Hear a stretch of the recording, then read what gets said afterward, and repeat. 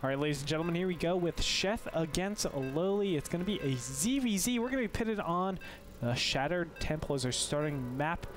Orb, gotta love these two players, man. LoweLy, of course, the new guy into the scene, has been playing really well, I thought, in NASL. Yeah, he's been exploding into the scene, doing pretty amazingly. I've absolutely been loving watching his play, but of course, on the other side, Sheth is just such a powerhouse. Not just a powerhouse in his play, but a powerhouse in his manner as well. Such a nice guy, and he's just a phenomenal player. Really makes good decisions. So he definitely has his work cut out for him. But you know what? We're going to be on NASL Shattered Temple. That means we're only going to have cross positions available, and you know that could lead us up to a pretty good macro game ZVZ. I'm definitely expecting to see at least 2 base from both players. But you know what? It's possible on a map like this with the layout of the third base behind those destructible rocks in the 2 corners, top left and bottom right, of course. And it's possible to actually get up to 3 base and, you know, play a standard macro game on this map. You know, LoweLy has had a lot of trouble, I know, with his ZVZ. I've been watching it throughout the season and the preseason. He actually played ZVZs in the preseason and NASL Season 2. Sheth, on the other hand, he's been destroying some powerhouse players. If you think back to the BlizzCon invites for the US, he was actually taking out Idra 2-0. I mean, if you're taking out players like that, you have to be good at ZVZ. Oh yeah. You know, I don't know many Zerg players that enjoy playing ZVZ since it's so hectic. It's so difficult. You know, I actually didn't see those Sheth versus Idra games, so I don't know exactly. Cool. Were they? Yeah. Were they like standard macro games, or was it just kind of like Zerg? It was stuff? like that 1.5 base. You know, like when you're just getting up your hatch rate. Right, and you can't make any drones. You're just making tons and tons of lings. Baneling, that kind of pressure. Yeah. But it was on like Shakur's Plateau. Just some really cool games, but still, he was able to showcase, I think, what's so important in this matchup, his ability to control his Zerglings against Banelings. You know, a lot of players, it's so simple to say, but it's so hard to actually execute. Oh, yeah. To actually bait Banelings to only fire on one Baneling. Or one Zergling. Yeah, it's so difficult. It's such a high pressure scenario because if you just misclick once and you send your Zerglings in too far, you end up losing all your Zerglings to like a single Baneling, and then the game can just be over, man. It's too inefficient of an engagement. So it's a very, very high pressure and unforgiving matchup.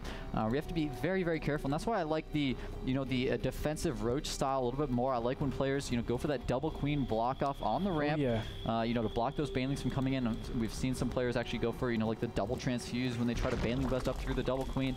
So it's a pretty good tactic you can use to defend, and we'll like to see some, you know, more macro-based play. But some players, you know, having played on that Zergling Baneling style for so long, just really still feel comfortable with it after having done it so many times. So, you know, it's very possible that either one of these players could be going for that style.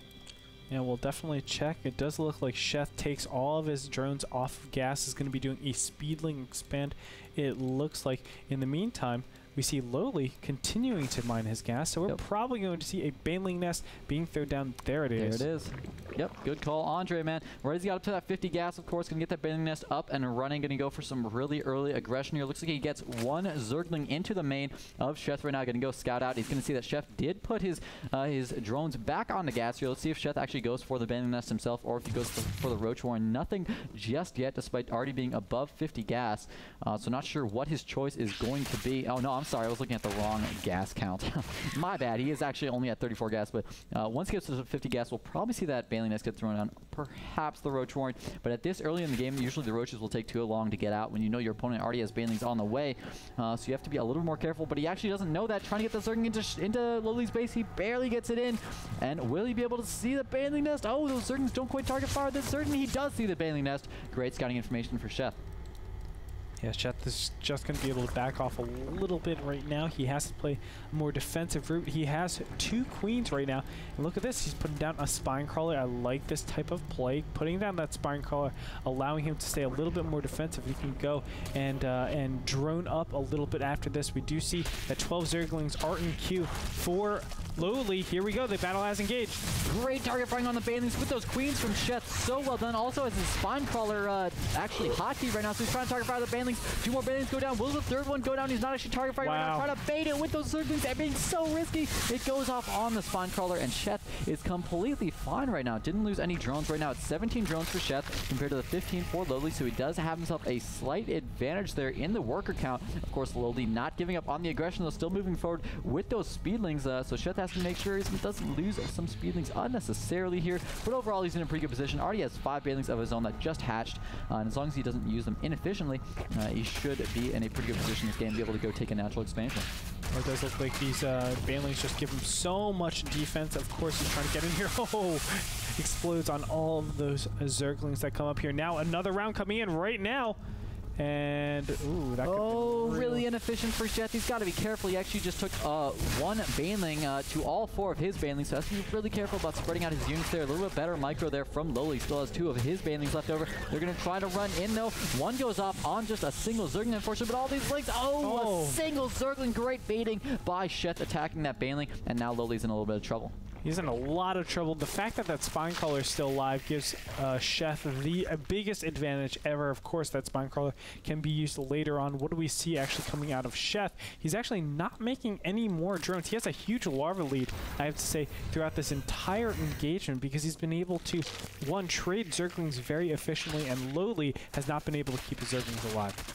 Yeah, unfortunately, he needs to be a little more efficient. 2 banelings trade each other there. It looks like, no, 2 banelings for Sheth, 1 for LoweLy trade. So Sheth just has to be a little more careful about his engagement. LoweLy loses 5 Zerglings to 1 baneling there. Sheth actually in a little bit of trouble, but he does have 6 more banelings on the upper ground. Great explosions takes out the remaining banelings from LoweLy in a pretty efficient engagement. Looks like Sheth overall is doing pretty well here. The drone count stayed the same. Both players completely unable to make anything other than Zerglings and banelings here. But there we go. Finally, the drone from Sheth's being sent out to the natural, and now he's going to make that expansion. So with that Spinecrawler able to move down to the natural, I feel like Sheth is going to have such a huge advantage. Yeah, all he had to do was wait for that creep to spread and get a Spinecrawler to the right place. That's what gave him the ability to actually push out. Now he's going to kind of threaten a little bit of map control.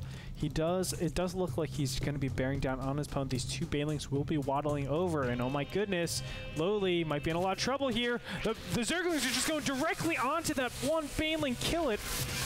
And it looks like in the other corner, same thing is happening. Banelings just being splattered across.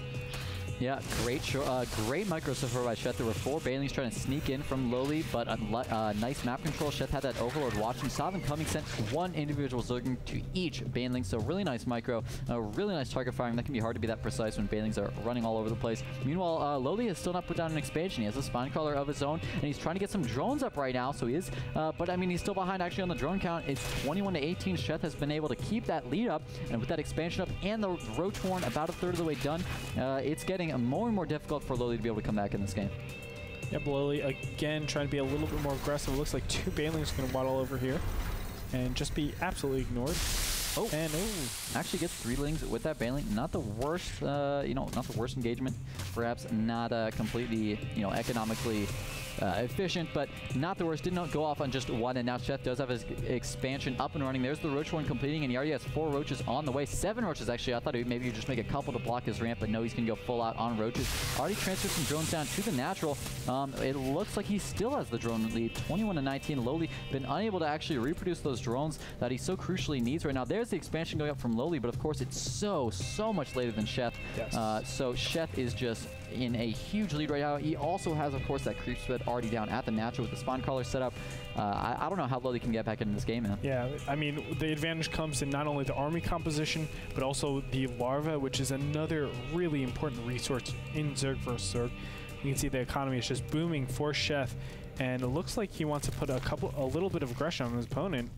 There are a lot of Zerglings and banelings scattered around near Sheth's side. Actually, a lot of banelings going down for LoweLy.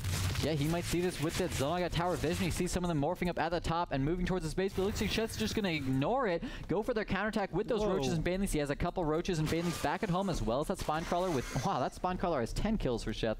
Unreal. But now he's going to go in for the aggression at the main of LoweLy. LoweLy, unfortunately, his hatchery here completely undefended. He's sending all of his units back to defend. I don't know if it'll be enough, though. Of course, his Spinecrawler is not in position. Sheth sends up 2 banelings, but unfortunately they get killed off almost immediately. Not the best, but here comes a lot of banelings from LoweLy. I don't know if it'll be enough, though. He's leaving a lot of his units in the main, and so many Zerglings get taken out by Sheth's banelings.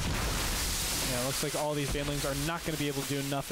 The hatchery will go down. These remaining Roaches will clean this up, and additionally, the Zerglings that are trying to attack it looks like these 3 banelings coming over.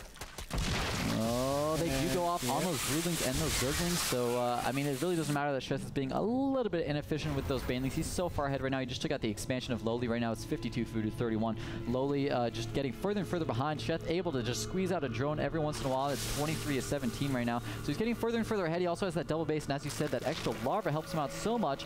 And you know, LoweLy might be able to defend here with banelings and the spine on the upper ground, but it'll only be for so long. I mean, eventually Sheth will be able to build up enough units to simply overpower him. Right now, actually, he's trying to target fire down that spine crawler. If he can kill off that spine crawler, that will actually be huge. The banelings come out, do quite a bit of splash damage, but not quite enough. These roaches, there's still 4 of them left alive. They're target firing down that spine crawler, and it looks like the spine crawler is going to go down. Banelings running straight forward. I don't think LoweLy has enough to defend, man. No, he absolutely doesn't. These banelings are in here actually just explode on the eggs. Not a big deal.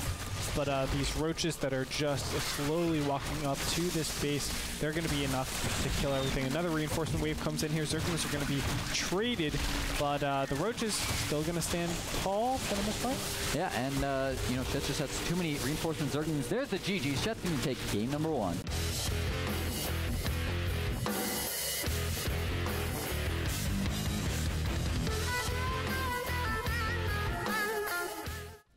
And that's going to do it, given the big win to Sheth. I felt like Sheth just had the consistent advantage the whole time. That one spine crawler just represented so much defense. It really did, man. And you know what? Sheth actually microed really well. He had his spine crawler actually on its own hotkey, so he could target fire down those banelings.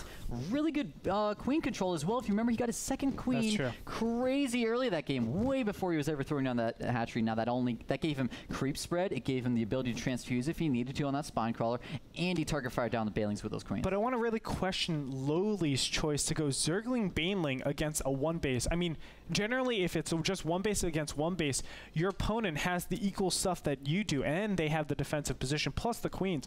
So, in my opinion, it just does not make sense to go Zergling Baneling pressure when you know your opponent isn't taking the expansion. It's just wasted, in my opinion. Yeah, I agree with you. I think you know, maybe LoweLy should have just taken an earlier hatchery there. Exactly. And tried to put on the pressure and, you know, just prevent Sheth from moving out, and you know, just take an earlier expansion with that earlier baneling nest that he had. Exactly. It just was really off to me, but nevertheless, you saw Sheth be the more retentive player, and he was able to take the game. We're going to go over into game number 2 in a little bit. Everybody, stay tuned.